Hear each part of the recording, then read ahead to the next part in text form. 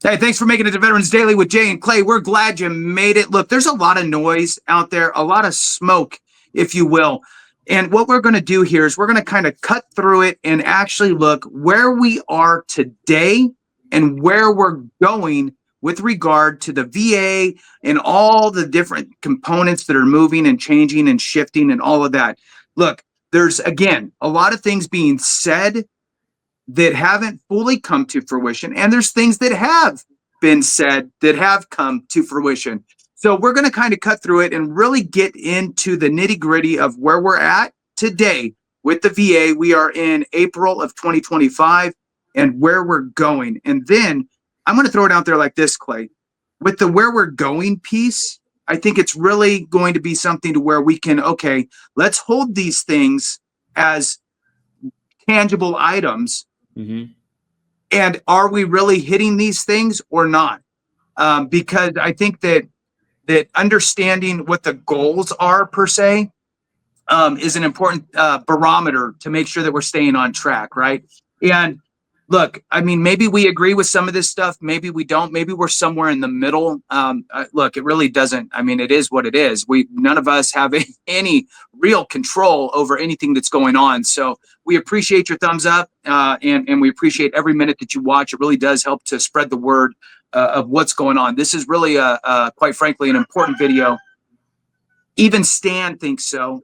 For those that heard that, that's my rooster. His name's Stan. He was an accident. Here we are. All right, Clay, kick it down for the people, what we're going to do, and we'll dive into it. Yeah, pretty much the VA secretary has made an address on X, which is a really kind of new thing in this administration.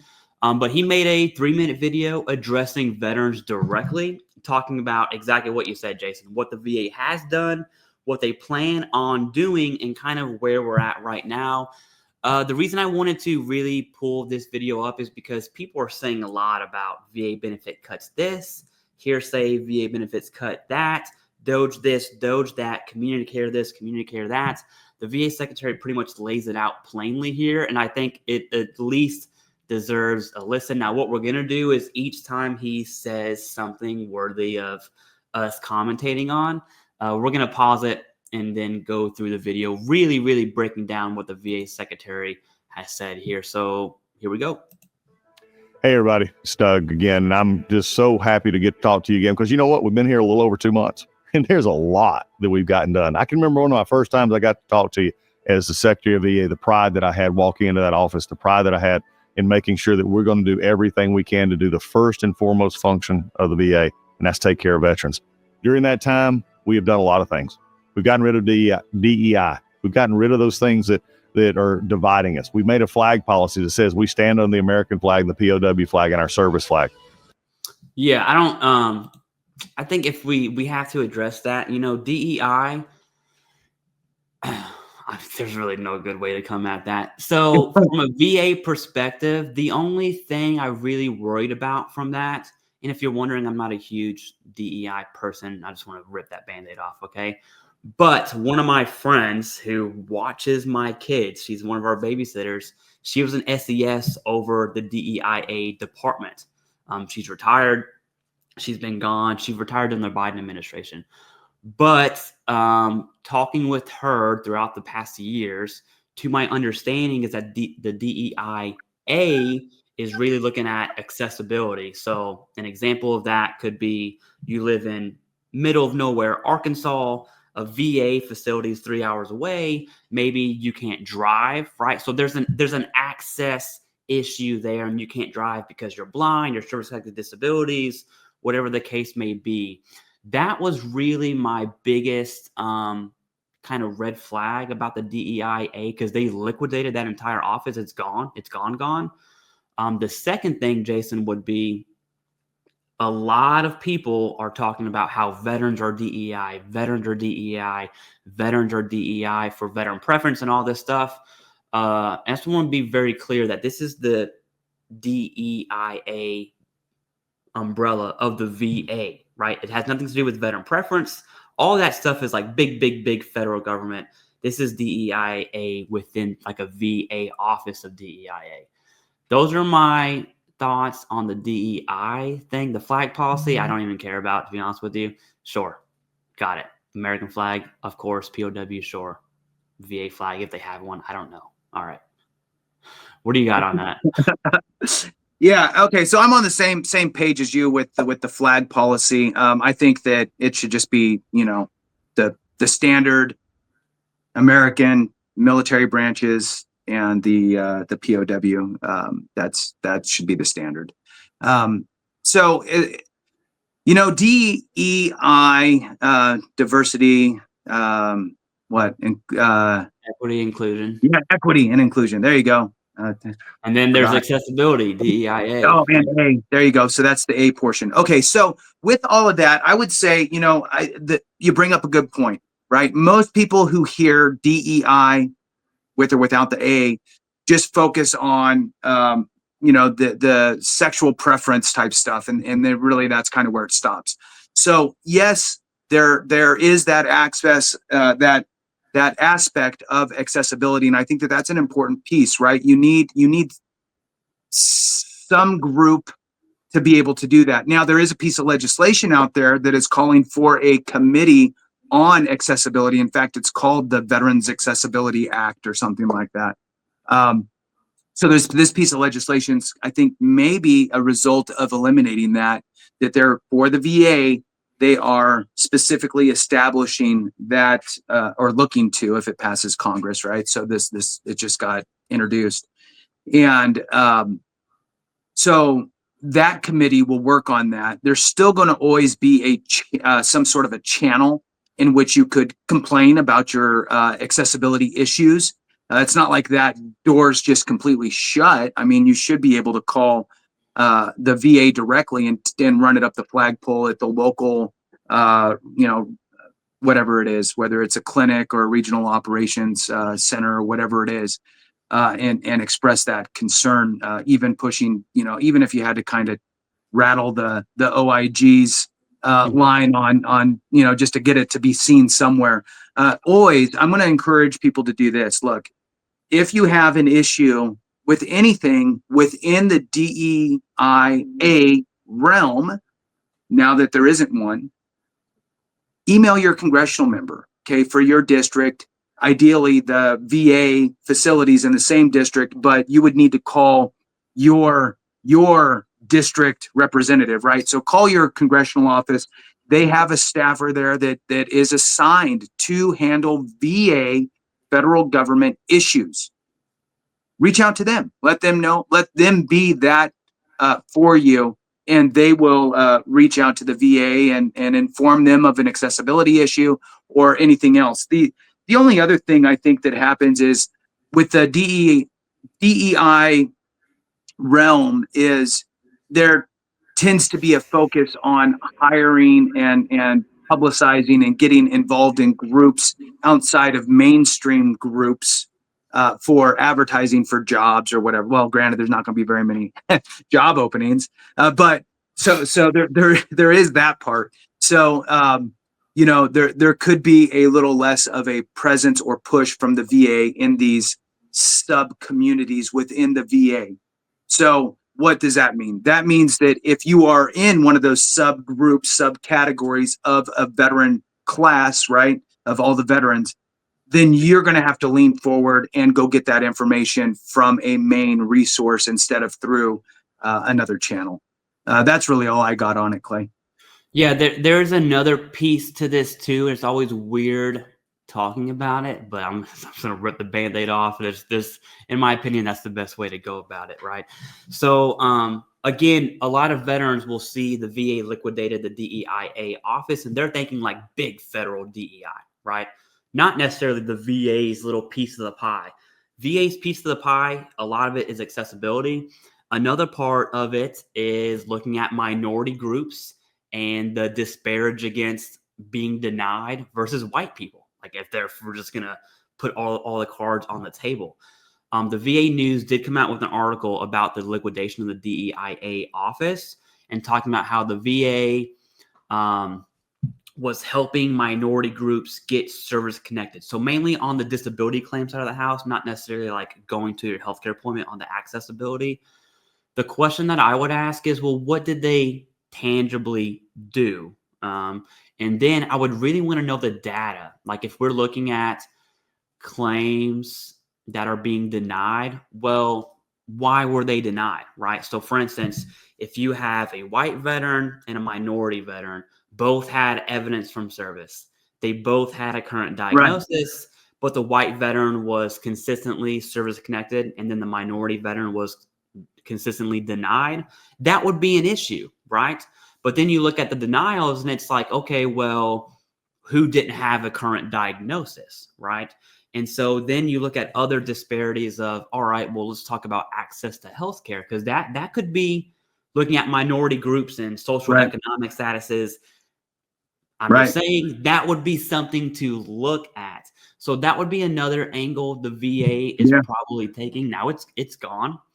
The office is gone. And so I would say that if you are a minority veteran specifically, does this impact you? I don't think the VA DEIA's office does. I think there are very large, big, like economic problems. Like if you don't have access to healthcare, I don't think that's a VA issue, maybe like a huge, big top level federal issue versus like getting a current diagnosis for the claim you want to submit, right? I'm really looking at it from a disability perspective. I don't know how else I can cut that cake there, but no, you know what? Yeah, I like that aspect though. You know, in the event of the disparity, and I've seen numbers. I never really did a deep dive into really figuring out and looking at the, quality control aspect of what's coming in, what the result is, right?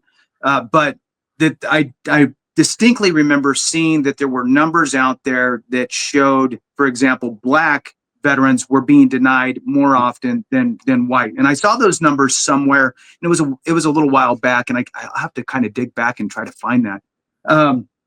But you bring up a good point. Is it the data that was given? And if it was the data that was given, then, or evidence, if it's the evidence that was given, then why, what barrier or what hurdle caused the difference in evidence, right? Was it access, like you said, to healthcare, or was it access to an accredited representative because of whatever the geographic location was?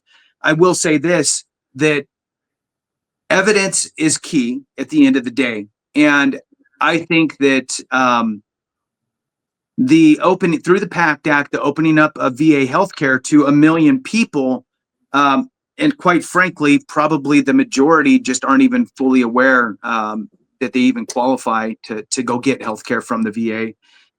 If you're not sure if you qualify or not for healthcare from the VA, the form is 10-10. So it's the VA form 10-10. You could read through it. It gives you all of the reasons why you would qualify for VA healthcare. So go through that and reach out to the VA, or drive over or stop by the VA medical center, and you could talk with them there and see if you can get enrolled. Because, I mean, look, it's from two claims guys' perspective. Is the VA the best place to go get all your evidence for a claim you want to file for? Not necessarily. It's not the best place, but you can go get care. And if you navigate it appropriately, you can get things documented the right way. It just takes a little more effort and wherewithal to make that happen. All right, back to you, Clay. Yeah. We're going to get back to the video. And I think it's important to say that Jason and I are two white dudes. So food for thought, we don't know what we don't know. I'm mostly white. Yeah. Yeah, sure. Okay. Just want to throw that out there, Clay. All right, here we go. That's what we're focusing on. But also we've been working on disability benefits backlog. We've been working on making sure that we're having clearer chains for getting monies that were in wasted contracts and things like PowerPoint. I'm going to rewind that back to the backlog.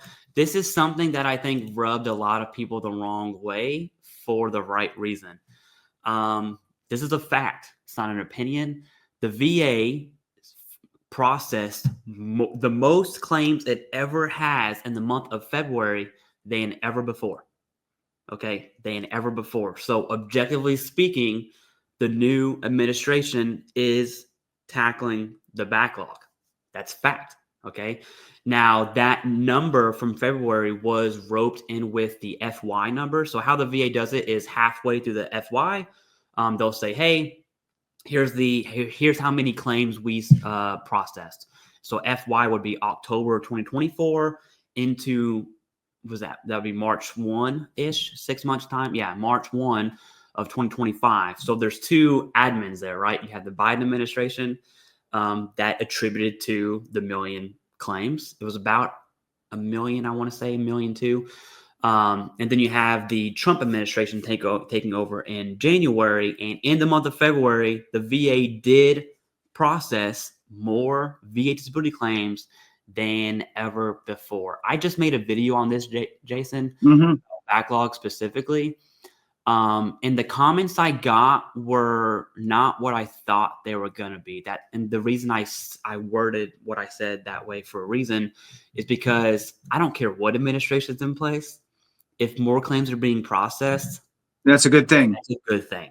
And a lot of comments from veterans were really slamming the administration for A, B, C, D, E, F, G, but totally ignoring the fact that more claims have been processed.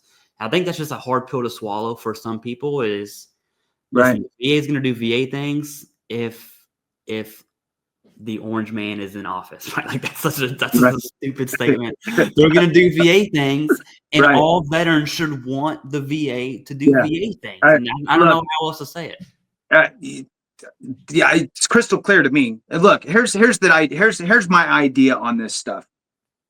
Anytime, even Stan agrees, anytime that there is a win for veterans, no matter how big, how small, no matter who's doing it, we collectively should be going, yeah, because by doing that, we pack it to the snowball of veteran stuff.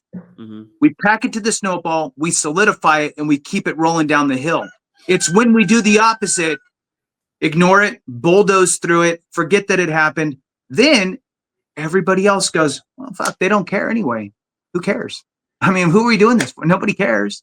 So it won't matter if we don't, right? So I think that there's a dangerous mindset, I think, that we start to get. And sadly, the political landscape is so team oriented. And I mean, everybody's painting their face, and got their banners and all that stuff the huge foam finger, You're right, exactly. Yeah, the huge foam finger. Which finger is it again? I can't. So, yeah, it's that one. So, I think that whatever the saying is, like, the forest through the trees, blah blah blah, all that stuff, right? So, I think that we really look. The election's already happened. We're moving. There's only so much. So let's be strategic with how we react to things, because a reaction can create different, I guess, versions of what we want as a veteran community. Reduce the backlogs. Who cares about the backlog? I'm here pissed off about this. Oh, okay, well then we won't work on the backlog. Now, a funny thing is, Clay, and then I'll let you get back to it. So it's funny to me that February was the highest claims, numbers, right? Processed claims. It's amazing how fast you run when the bear is chasing you. You know what I'm saying? So urgency all of a sudden is like, ooh, guess what? I'm going to be super productive because I am not going to be the slow man on this team. I'm just saying, like, let's go. I'll run the fastest. You watch. I wonder if any of that had anything to do with it, because you have to admit that it was a chaotic time it still is for probably any, you federal employee, right? So you get it. You got to visually see it from a different perspective, and to still function, do your job, get everything done in a chaotic environment, that speaks to something. And I'm not sure where that's coming from, right? Is it coming from fear of losing your job? Is it coming from, we just want to be badass now because, we're a new, stronger, leaner VA? What are your thoughts on that before we jump back into it, just from the government perspective? Yeah, so from a federal employee perspective, so I was a federal employee. I have since quit my job. I was not fired or laid off. I want to make that very clear. Okay, I quit because I'm awesome. Anyways, and very blessed. Now, I assume you're talking about the firings would light a fire under people's bums, so to speak, to process claims. Absolutely. And I think from a self-interest perspective, if I'm a claims processor at the VA, depending on where you're at in that chain, if I know 10% of my office is getting cut, I don't have to be number one, but I'm not going to be in that bottom 10%, right? And so maybe that led to higher claims processing in February, or it could be very well, and this is, if I'm going to gamble on this is where my money would be on. This is going to be super political, but from a political perspective, if I want a big win, I'm VA Secretary Doug Collins. Hey, VSRs, you will process this many claims right now. You know, overtime mandatory, and he has the power to do that. I'd be curious to see if anyone could comment below if they have any insight on that. But I wouldn't. Let me put it this way: when I was a federal employee and we had to meet deadlines, that means coming in Saturday and Sunday, right? And of course, you get overtime for that. You get some leave. You definitely, the federal employee benefits for overtime are awesome. So you're definitely getting compensated for that. But I wouldn't put it past the admin to be like, hey, we need a big win this February. So everyone's doing 80-hour weeks, right? Right. That's my guess. I don't know that for sure, but that's right. Guess. Right. This is the number. Yeah. This is the number we need to hit, divided by this many processors. All right, there you go. There's your number. Get it done or you're fired. Yeah. All right, perfect. All right. Yeah. All right, going back to clear chains for getting monies that were in wasted contracts and things like PowerPoints and meeting notes and those kind of things. And we're putting that money, hundreds of millions of dollars, back into community care. We have a new focus on community care, in which our hospitals and our CBOCs are working with the community to make sure that we're getting veterans the health care that they need at a quicker pace. We're also trying our best to make sure that all right, community care. I know we talked about community care a few times, Jason. I do think it's important, and something I want to hit on differently is the VA secretary here kind of married two different ideas. He married the Doge cuts. And if you look at any other post by the VA or even the Doge, Doge has their own X account for Doge VA. You'll see Doge VA on LinkedIn, just everywhere. All right. There are contracts being cut at VA, and what the VA secretary is doing is saying, hey, that bucket of money is going to be poured into this. Now, I'm not a budget person at all, not even slightly. But to my understanding, I don't think the budget works that way, right? Like, it is all the same pot of money. But when it comes to the VA spending, I don't know if the VA secretary has that discretion or if that's like a congressional level thing. That I don't know. It could be maybe a little both in some areas. But the point I want to make is the VA secretary is marrying cuts and then an increase specifically to healthcare for community care, right? Because someone has to pay for community care. And I think it would be very risky for the VA to make cuts to VHA staff without having a proper community care in place. And so from my perspective, we should be paying for VHA staff. I'm using that generally there.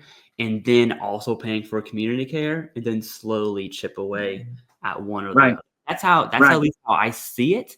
I think that's what he's referring to here on that. Yeah. You know, it's what it sounds like. And it seems like most of the contracts are coming from the VHA side of the house. So it is a VHA spend that he might be dumping back into VHA and then just reallocating it to a different budget line. Mm-hmm. So what happens is you get all these different budget lines, right? And then you get so much money in each budget line, but then if you don't use it, you can, but I don't know, again, who authorizes that let's dump this into a different bucket. It could just be at the secretary level because it's already been allocated to the VA. If you were to take it from VA and dump it over to DOD, then that would take something different. Like, hey, we got an extra, 500 billion that we don't need. Hey, we'll take it. Okay, let's shift it over there, which also happens. But then that's why we all do the spend it, use it or lose it aspect. Well, fuck, go buy a bunch of toothpicks, to get rid of the money. So I think that the other interesting thing, and he didn't, I don't know if he really did it in this specific clip, was that he also marries community care and VHA care together and calls it VA care, right? So you're getting VA care, whether it's externally or internally, it's all VA care. Now, one of the interesting things I think that and I'm sure they're working on it behind the scenes is the relationships with the community care providers. And what I mean by that is attracting new providers, making sure they get paid promptly, because that has been a big issue. And that news travels quickly in the local medical communities on, look, you don't want to, they pay you low, and on top of paying you low, you also won't get paid for like 6 months, right? So who wants to deal with that? So they need to fix that in order to attract community care providers to where veterans really do truly have a choice, because this is being sold as it gives you the choice. And in a way it does, but does it really? Well, my doctor doesn't work with the VA. I got to go work with, Janky Joe down the street, doctor who has no business. And that's who I got to go to, because I don't want to go to Janky Joe, So I think that they need to attract new providers. They need to make sure they get paid promptly. And wherever they get the money, I don't really care. But I do agree with your aspect on the you got to build it so you can use it. And then it's the supply and demand. And then you see geographically, you might have an area that uses the VHA primarily. Like most of the people go to VHA because it's a badass VHA facility, great reputation, everything's great. Then another has a horrible reputation and 80% of vets go outside. Well, then you're going to shrink that one up and figure it out, and then start to bolster it up a little bit and try to build it back. All right, back to you. Yeah, there's looking at VHA facilities, there's been 3 big ones that have made the news. One was in Virginia, where I'm at, way down south in Hampton. That one, I think basically everyone got fired. There was like 14 senior level executives that got fired. That was from the Biden administration. Haven't really been following that. I think the Birmingham, Alabama VA had a veteran commit suicide, and it turns out the VA made a really big mistake at multiple levels. And then there was a Buffalo, New York VHA issue. And so if those 3 are my VA, I think I fall into that category of, man, maybe I do want to use community care.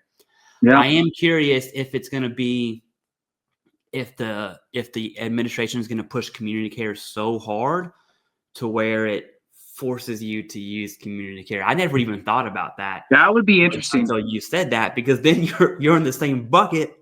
Just instead of VHA, it's community care. It's Janky Joe. Yeah, and I do think there is an aspect. There is no good way to say this at all, and people aren't going to like it. That's how you know it's good. I do think the veteran community, there's a large number of our community that just, no, I don't care what you do, they're not going to be happy, right? They're super disgruntled. There's a saying in the Marine Corps that it goes something along the lines of, like, if you're not complaining, then something's wrong, right? So all of a sudden everything's happy, you're fine. That person's probably going to kill themselves here very shortly. And so there is a large disgruntled community that's going to be disgruntled and complain about VHA when they go in, and they're going to be disgruntled and complain about community care. And I see this because I see veterans complain about the VA claim process. I got denied, VA, blah, blah, blah. They're over here typing me an email this long or a comment this long about how the VA sucks. And they'll say something, and I'm like, hey, well, send me your decision letters, because I'll do one-on-ones with veterans every now and then. whenever I had the time. And I look at their decision letter and I'm like, dude, you don't have a diagnosis. Like, what did you expect the VA to do, right? So there's definitely, the VA gets it wrong. That's a fact. But there is this aspect of responsibility that I think the veteran community really completely ignores. I would make the argument, at least. Yeah, Right. I don't know if you have any thoughts on that. Nope. It's not everyone, I right? It's definitely not everyone, but it takes one bad apple to ruin the tree there. Okay. We're also trying our best to make sure that we're removing barriers to getting benefits and to getting health care. I've made it sort of system-wide whenever I go to someplace. I say, if we have 10 things that have to go through to get a benefit, then can we do it in 5?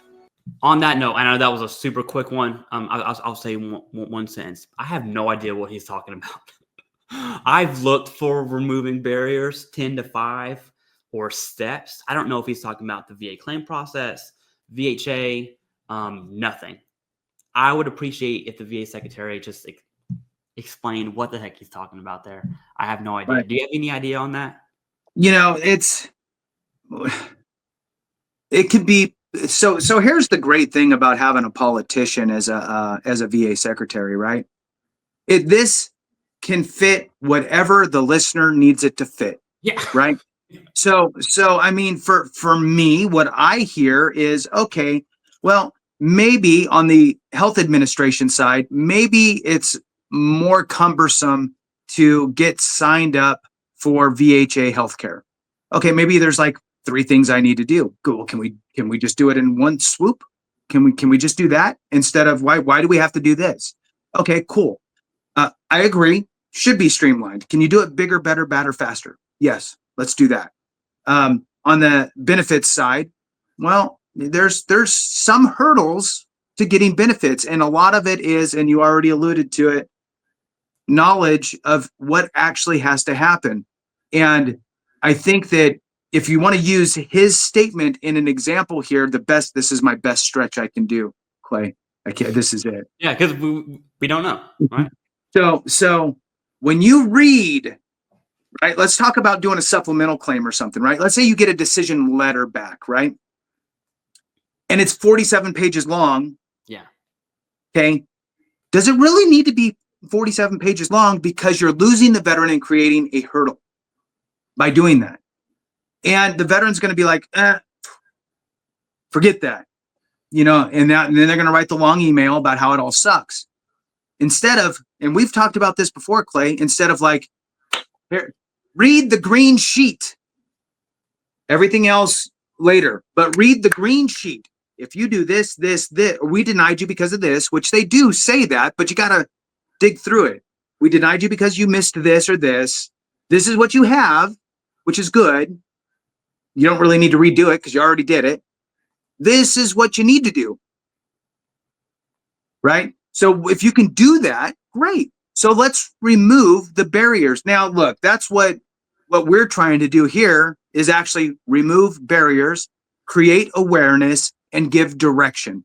There's not really much more, at this point that we can do to remove barriers. This will have to be something that we talk about, I guess, offline and figure out what else we can do on our side to help remove these barriers. But again, when he's talking barriers, it could be, you pick your flavor. You're now at Baskin Robbins. He's giving you a very open statement there that sounds good. Yes, barriers, remove them. Yeah, that's what I want. You're elected. So I don't know. That's congressman speak. But yes, It would be nice if he was a little more, barriers to what? All right. 32 flavors. So we've done a lot of stuff in 2.5 months. We've begun to look at our structure. We've begun to look at our pace. We've been to look at everything that we're doing. But you know something? But there is still so much work to be done.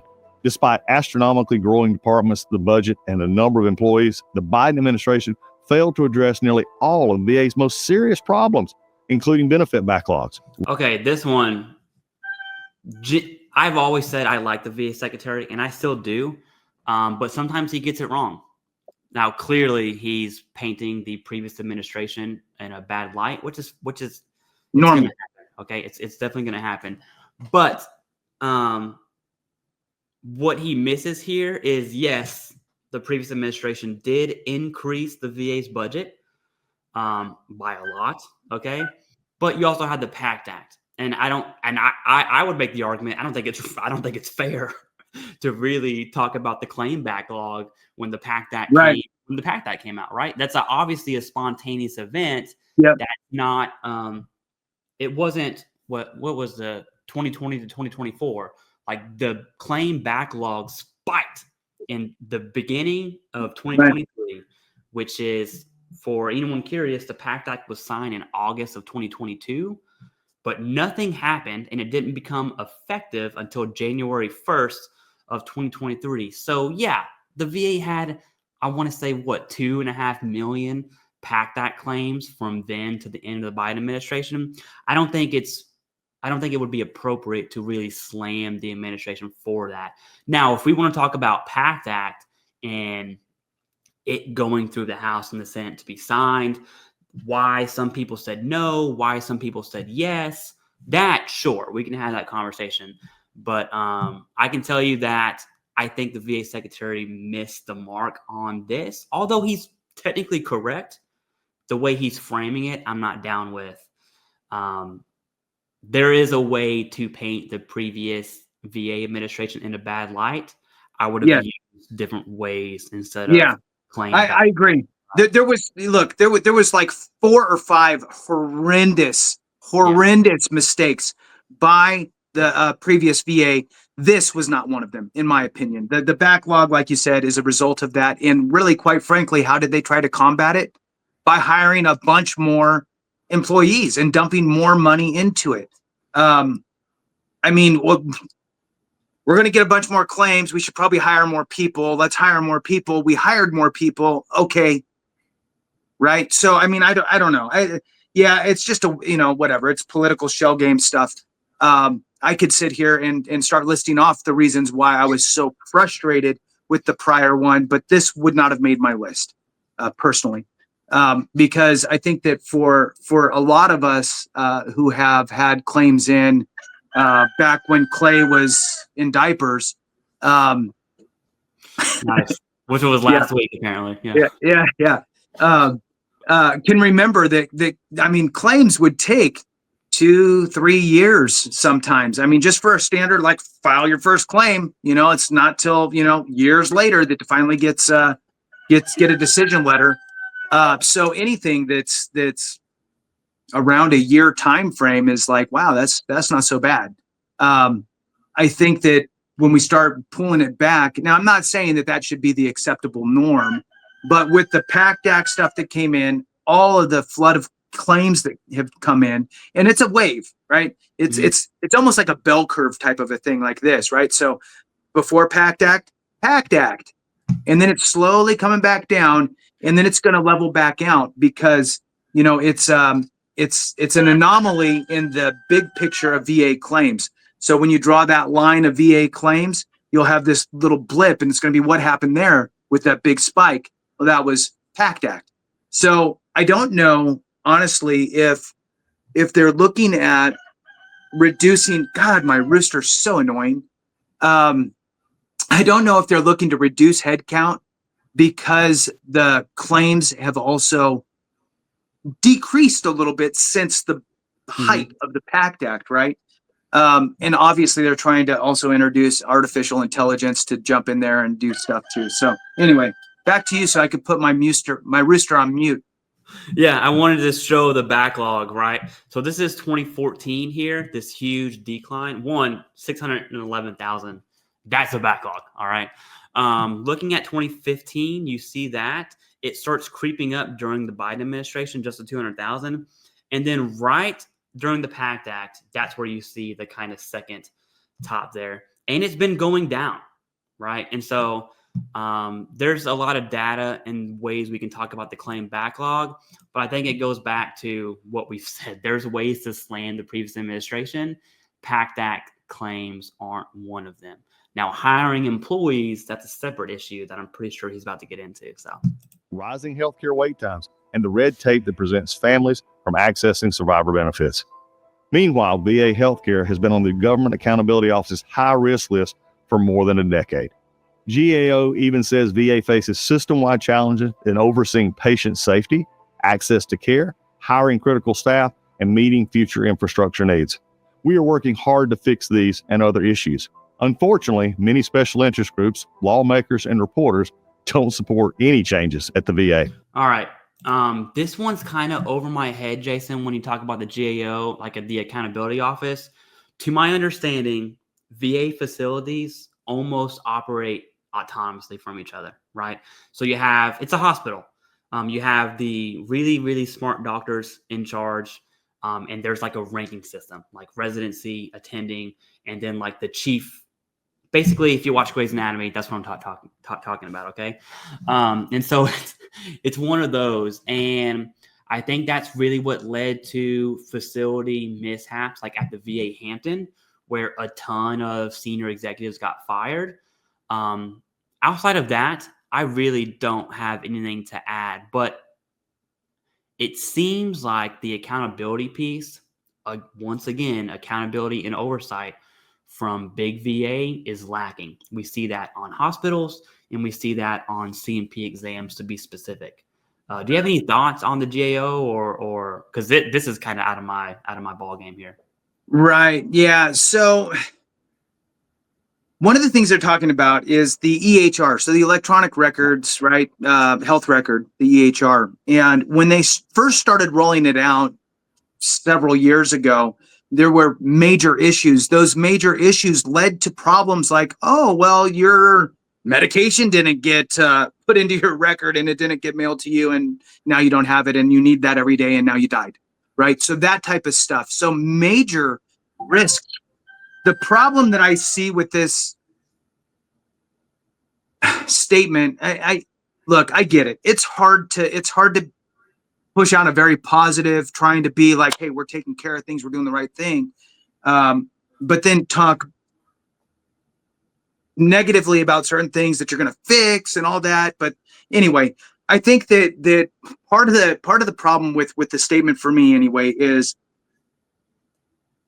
if the EHR caused major issues and they even attributed some deaths to issues with the EHR, which is why they threw the brakes on it, because it's such a disaster. And so now they got to fix it, keep trying to roll it out. It does need to be changed at the VA, that's a for sure. But it's a hard move. Two things are happening here that are going to cause disruption. One, they have eliminated and you'll get this, VA contracts for contractors to come help with the rollover of all of this. It's not the place you bought the software from that helps you with this stuff. You'll bring in a contractor group that will help you change all the systems at all these VHAs over to this new system and pull all the data over and all that stuff. And, oh, there's a bug and let's pull it out and let's fix this and all that. So they eliminated those contracts, and they said basically that, internally and with the help from Oracle, the provider, and Oracle's like, whoa, wait a minute. That's not in the contract. We don't even have the manpower to help you do that. Right? We're just the salespeople and the trainer person, right? So that's going to be a potential, disruption. The other is the messaging around really expediting the process. So let's remove the contractors you're supposed to help. Okay. Let's expedite the process on implementing it. And let's see what happens, right? I mean, let's take it to 80% and let it run. And then we'll just finish, we'll finish fastening the wings as we're going down the runway. I pulled up a quick thing here. It says, yes, it was just a question, right? So that I typed into Google. Yes, the VA's electronic health record modernization rollout, specifically the implementation of Oracle Center, has been linked to risks and harms to veterans, including deaths. So let's speed it up. Let's do it faster with less support, and let's see how that works. I don't know. I think it's a recipe for a potential high visibility issue, and I think that it needs to be handled with kit gloves. Back to you. Yeah, because they just rolled out EHR to nine new VHA. Yeah. Oh, let's do it. Let's just do it. Yeah. I mean, it's fixed now. Yeah, I don't know. I mean, we'll see. I mean, it has to happen. All right, here we go. They seem to view the department as more of a federal jobs program than an organization whose sole purpose is to serve veterans. They're using rumor, innuendo, disinformation to spread fear in hopes that the department will maintain. So, Jason, I have a PSYOP background. I love symbolism and framing and all the little things that make influence what it is that is so we receive it unconsciously, right? I love how he included Fox News and Daily Wire here. Yeah. Because there is definitely a link, which is clear. I don't have to explain it, between this administration and Fox News and Daily Wire, right? It's like they are. Some people would say they're the same. I wouldn't personally, but primarily people who don't like the administration would say that those are the same. Right. And I like how they did that. Like that's a little framing piece there. Now to get at what he's saying, the VA is being slammed over all the other issues that the VA has right now and has had. I don't think the country has slammed the VA more than it is right now over the firing of 15% of the workforce, or the goal of what that is for any issue. Okay. Saying that, what's crazy is the amount of people that the VA wants to fire. That is alarming to me.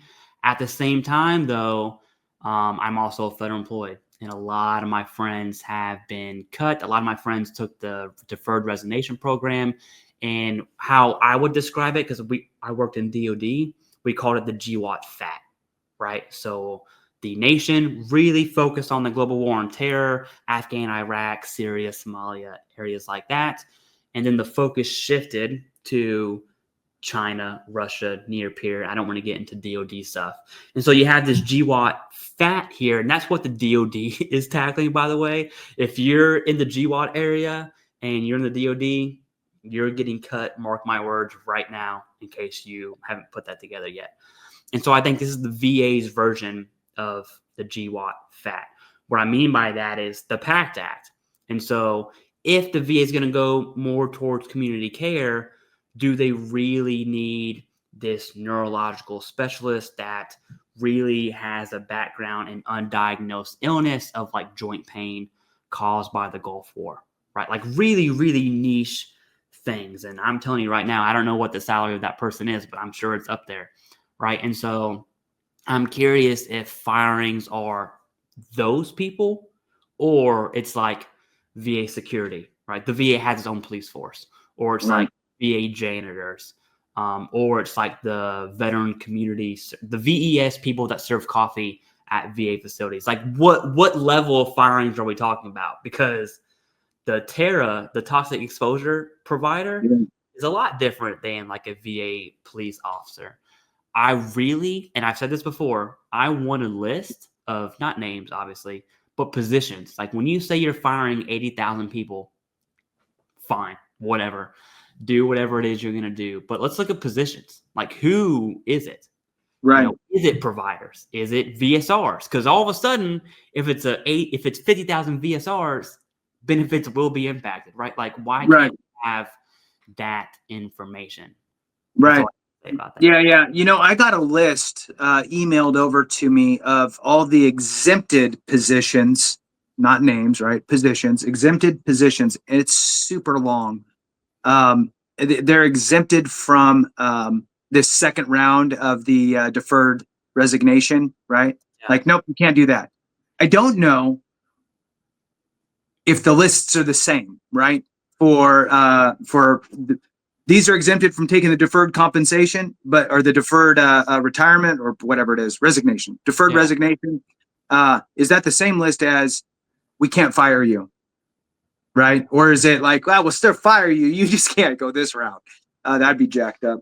One of the things that's kind of funny what he said was, it's the VA was being treated more like a jobs agency or something like that than actually. That was kind of funny. So, I think you bring up a good point with the fact of, okay, certain specialties to focus on certain groups of veterans. If those veterans are depleting, then do you really need to keep hiring those people? Do you need to retain those people? Or do you let them go and just send the veterans to community care? Remember that the cost of an employee is not their salary, right? And it's easily 125, 130% of that. And then imagine if they retire and now they draw a retirement. So you're paying for benefits, you're paying for a lot of things. One of the interesting things too that I thought of when you were talking, Clay, was at the beginning of this administration, the fear was everything's going to end, everything's going to the VA is going to get gutted, whatever that looks like, right? Because we didn't know where things are moving, and it's all going to be privatized. It's all going to go out in contracts, really, right? But they're cutting all the contracts, so it's not. So I'm not. Where is it, right? So they're constricting internally, and they're cutting contracts. So it's going to be a lean machine, and I'm curious to see. I wish that I could fast forward, and I'm curious to see what we're going to say in April of 2026. Probably that the mental health, tinnitus, and sleep apnea changes have been kicked down the road. Right? Yes. Yeah, but no, you're right. We're in this limbo status, and it is important to know that the 80,000 employee firings, the VA didn't come out with that. It was higher administration, but that wasn't public. It was quote unquote leaked. And I think the Washington Post, or no, it was AP, the Associated Press, said it first, which is its whole drama with the administration. You can look that up. So it's interesting, and I think we're in this limbo area of, okay, well, let's assume 80,000 employees do get fired from the VA. Okay, got it. Let's give them 2 quarters to figure out like what actually is the result. And so I think it'll be later than next April, maybe even next August. I would probably say like a year and a half ish from now. Hey, what actually happened and what results? Did they go back and say, hey, I know we fired you, but you can have your job back with back pay if you come back, please come back, right? Right. Like, what's gonna happen there? All right. And robots will be flipping burgers. Exactly. And processing claims. That's right. Maintain the dysfunctional status quo. Some in Congress are even fighting to stop us from putting in place the competent senior leaders we need to solve the department's problems. To the lawmakers attempting to obstruct our reform effort, I want to work with Congress to fix VA. But our shared goal needs to be making things better for veterans rather than protecting the department's broken bureaucracy. He said something here that I think is important. I think it encompasses what the VA is actually planning to do. It's a reform effort. So what we know as the VA, I think this time next year is going to be completely different, right? I think it's going to be a whole new approach to veterans receiving benefits. I'm talking healthcare. I'm talking disability, education, pension. I think it's all going to be different. And it truly is a reform effort. And for that to happen, a lot of people are going to be mad. But I think we have to really wait and see what it looks like. And if it sucks, trust me, we're going to report on it. Okay, so check this out, Clay. I know this isn't, it's all VA stuff. So, but here's my question for you. Yeah. Because who knows? We just don't know. This could happen. The VA reaches out to you, however, and they say, Clay, how much are you willing to accept per month for the remainder of your life to no longer have access to VHA? Just medical stuff is gone. You have to go figure that shit out by yourself. You still get your VA disability compensation. Cool. And we're just going to pay you instead of provide for you. How much would it take to put in your pocket? And remember, this is just covering you, right? So if you have a spouse that qualifies for Champ VA, or you have children under the age of 18 that qualify for Champ VA, there could be more money tied to that is there a number? I mean, and look, it doesn't have to be like your real number. I'm just saying, like,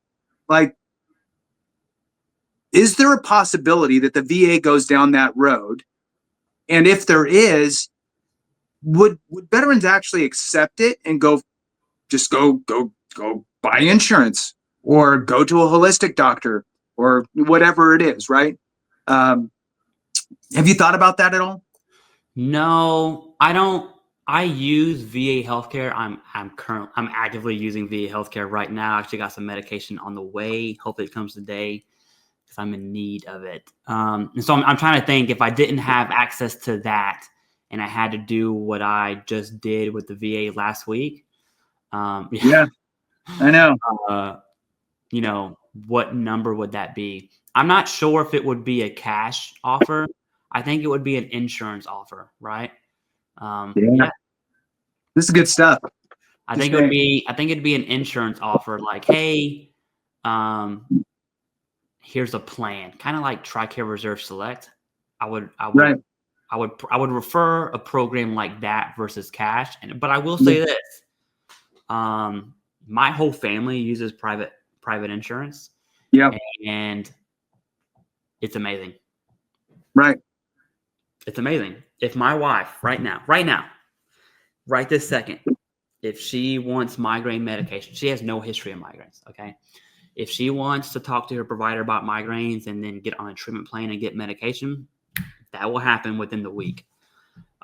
If I am doing it right now. Okay. So, but let's say it had zero history of migraines and migraine treatment plans. If I wanted to do that through the VA, I'm waiting a month, maybe 2 months for my appointment out of the DC VA. So I could go community care. To get that medication, I'm probably not going to get it on my first visit. Providers are weird. I've had some veterans who get 100 milligrams of sumatriptan like that. And then I've had providers that are like, well, let's refer you to neurology first. And like, fine. Well, then I have to get a neurology appointment. That's another month or two out. And before you know it, you're 4-6 months deep with migraines without a treatment plan. Right. And so I don't think it'd be a bad idea. Now, do I think it's going to happen? No. I think what I genuinely think is going to happen is the VA is going to go so hard into community care. It's actually like a cautionary thing for me. I'm curious if the VA goes so hard and so forward into community care that they inadvertently take away from VHA. And so now you have VHA staff not doing much. I think it's going to be hard to roll back. Right. I can't imagine the previous. Let me say it like this, Jason. This administration is undoing the previous administration, right? With community care, primarily with community care. There's a lot of pettiness with that. If you look at community care, it's a whole pettiness argument thing, especially in 2024. And then I'm thinking of like, well, let's fast forward to the next administration. Would they do the opposite, where they take and they bolster VHA? So, but to answer, I don't think so. I don't think there is a number to put on that. But my VA needs aren't as intense as others, right? And to my understanding, the last 5 years of your life, your healthcare needs are the most expensive. Tremendous. Yeah. And so that would be. I don't think there's a number you could put on that. And if there is, I don't know what it would be. Veteran Care Select would be the, I'm coining that VA. So if you use Veteran Care Select, you'll royalties on that. But anyway. That's right. And the green button. Yeah. Just want to throw that in. Those are my thoughts on that. I'm not sure. I have no idea what that would look like, to be honest with you. Me either. Just thought I'd throw it out there. Yay. All right. Back to this. It's almost over. And to the veterans out there, our message is simple. Despite major opposition from those who don't want to change a thing at VA, we will reform the department to make it work better for veterans, families, caregivers, and survivors. God bless you. See you again soon. All right, there it is. Hold on. There we go. So the VA is going to reform. That's going to happen. Community care is going to happen. I'm curious to see, to be honest with you, Jason, I'm not really worried about healthcare specifically because of community care, that even if the VA fires 80,000 employees, does it have nothing to do with community care, right? All right. Because community care is outside the VA. Yeah. My number one concern with firing employees is disability claims specifically. I know the VA secretary has said multiple times, nothing's going to happen. No, nothing negative is going to happen. He's actually said they're going to increase. I think that was a little out of pocket there, personally. That's my number one concern. So when it comes to like hurry up and wait, I think we're in the waiting stage. Right. And curious as to what's going to happen with disability, not cuts, right? Like people aren't going to lose their disability, but I'm curious of dependent claims taking 8 to 9 months right now. What's that going to look like after 80,000 employees are fired, right? Right. That's probably my number one bucket of concern personally. Right. Well, and here's the thing. If you're saying that you're not going to eliminate veteran facing employees, okay, employees that you have to interact with, if you're not going to eliminate those, then the other ones are on the chopping block, so to speak. So could this be some sort of whatever worker that would be working with community care providers trying to establish that stuff, but meanwhile you're trying to increase community care, and now the support for community care is even worse than it already is, and payments take even longer? That would be a recipe for disaster. So look, at the end of the day, I would not want to be in charge of trying to figure any of that out, because there is way too much going on. The one thing that I do know for sure is that when it comes to big government and the VA specifically, because that's what we're talking about, was it perfect? No. Could it be better? Yes. Is there an attempt to make it better? I think so. I mean, I can't see somebody saying we want to make it worse. I think that they collective think that the end result is going to be the juice is worth its squeeze, right? So we're going to feel some pain first, right? As this thing's all kind of happening. I think that there's probably, and it's not really being said a lot, but I think that there's a lot of weight given to AI being able to fill the shoes, so to speak, of these folks. And I think that you had talked about it before, Clay, where it was like, the tinnitus claim, for example. We don't need to go down the whole extra pieces of that, but the easy claims that are easy to just have an AI version go through and go, yeah, this all makes sense, everything's matching up. I think that they think that this is going to alleviate a lot of the work, right? Because probably the majority of the claims are the easier ones, then surrounded with some of the more difficult ones. What I could see, if it works right, what I would see would be, okay, there's a claim that's filed with 5 conditions. 2 of those conditions are pretty easy. Those ones get decided by AI and awarded. The other 3 get basically remanded or pushed along, and then those get seen by a real person who actually then finishes out your claim at that point. But now they're only focused on 3 things instead of 5, even though those 2 would have taken not that much time. It's still saving time. Multiply that times thousands and thousands and thousands of claims. You'd have some sort of savings. I'm going to throw out one last thing, and then I'll kick it back to you, Clay, for final thought.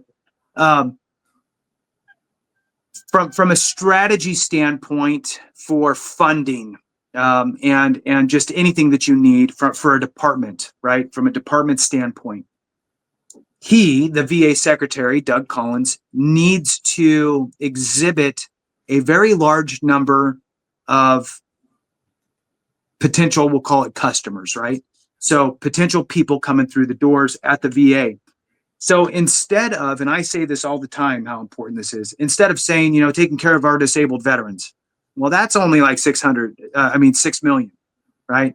Disabled veterans. So he doesn't say that.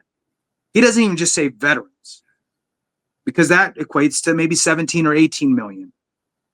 He says, our veterans, which is all of that, spouses and caregivers and, dependents. I mean, he adds it all in there on purpose. not only do we serve those people, but that creates a number of, over 40 million. And that's a much bigger number when you're talking to Congress about, hey, we need an extra 6 billion for this, or we need this for that, or we can't cut this because of that. That's a number that would resonate with Congress as a whole. When you say 6 million spread throughout the United States, that number does not resonate, because that number equates to a very small portion of votes. But 40 million, it's a different story. So it's a gentle reminder to folks about the power that we do have, because remember, we are a declining population, the veteran population. So we need to lump in all of those that are affected by our service through benefits and so forth. All right, back to you, Clay. Yeah, there's a few. Here's some video ideas for you. I'm waiting. I'm just waiting for these to pop up, because once they do, I'm making a video immediately. One's the budget number. I want to know what the VA is going to request, because primarily this administration is hammering the previous administration, which is like, okay, I'm so sick of it right now. Right. But it's primarily on budget increases. I want to know, with all the cuts that DOJ is looking at contracts, all these, blah, blah, blah, blah, we're moving this money to that bucket. I want to know if there's going to be an increased budget or not. Because if there is, I think it's a little hypocritical, personally. Right. Oh, yeah. Well, it depends where it is, right? So if it's benefits, you have to exclude benefits. So exclude payouts, right? So everything else, operational budget. Yeah, yes. I'm curious if the VA is going to say, well, the money in the budget is now being better spent. It's like, okay, fine, but it's still an increase, right? Like it's still an increase. So then the next 4 years, the video that we just saw this VA secretary do of the increased budget number, they could just do the same thing, right? Like that's, I'm still waiting on this budget. This FY is going to be nuts. I can tell you that, right? The budgeting for the fiscal year is going to be absolutely insane. I'm waiting on that. I'm waiting on the firing, like the RIF to come down. Oh, they yeah. did deferred resignation 2.0. A lot of my friends have taken this. They didn't take the first one. A lot of them. And then they regretted not taking it very quickly. Yeah. So a lot of people regretted it. A lot, just in my little circle. Yep. Way more of my friends are on. We call each other's derpers, DRP. So we're derpers. So derper 2.0. A ton of my friends are on it. I think that's going to hit the federal workforce numbers more favorably. And so maybe this 15% can turn to like 9 or 10. I'm not really sure what that looks like. But I'm curious as to when people actually get fired. That's another thing I'm waiting on. And then I'm waiting on the result. Like, what's the backlog numbers 6 months after people get fired, right? So there's 3 video ideas. I'm just waiting. They're cooking, Jason, okay? Oh, yeah. So food for thought, write that down for yourself. That's all. Those are my thoughts. I'm curious, to wrap it up, this video was pretty much saying, hey, here's what VA is doing. Last administration bad, this administration good, which is fine. I'm curious if the changes that are going to be made, is it actually going to be impactful, and is it actually like tangibly going to lower the budget? I think one of those is yes, and I think one of those is no. Yeah. That's that. I didn't even think about that, because it's going to be okay. Well, now you got to eat crow. You know what I mean? But from a political standpoint, they'll just bulldoze through it. They won't even mention it, and they'll just move on and pretend like that. It's just doing business, right? Mm-hmm. And if ever pressed in an interview, it's going to be that answer that you gave. Well, it's being better spent, right? So, yeah, wild. Well, hey, with that, thank you guys so much for watching. We really, really do truly appreciate every single one of you. We appreciate it so much. Thank you for the thumbs up. Thank you for the subscriptions, and thank you for sharing this video with those around you. We really do appreciate it. Have a great one. And remember, if we don't take care of each other, something went wrong.